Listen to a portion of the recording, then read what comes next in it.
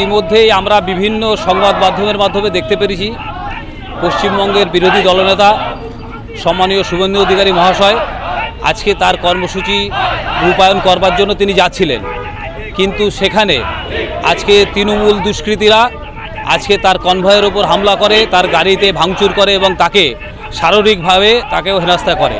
তার প্রতিবাদে আজকে আমরা চাকদা চৌরাস্তাতে আজকে আমরা অবরোধ করে আজকে এই রাজ্য সরকারের যে ব্যভিচার চলছে তার বিরুদ্ধে আজকে আমাদের এই পথ অবরোধ।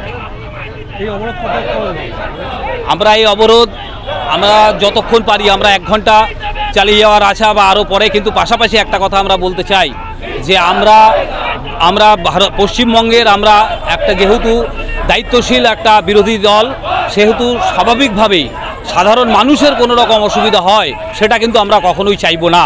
মানুষকে পাশে নিয়ে আমরা আন্দোলন করতে চাই, মানুষের পরিস্থিতি অনুযায়ী আমরা এই আন্দোলনটা করব। তবে একথা ঠিক আমরা খুব দীর্ঘতর করব না, যাতে করে এখানকার যে সমস্ত যাত্রী তাদের কোনো অসুবিধা হয়, আমরা সেদিকটাও লক্ষ্য রেখেই আমরা অবরোধটা করব।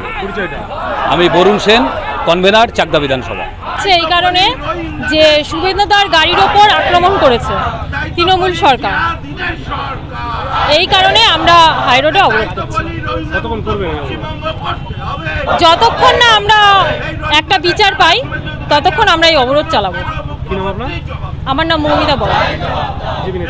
হ্যাঁ, বিজেপির আমি মহিলা মোর্চার জেলার জিএস।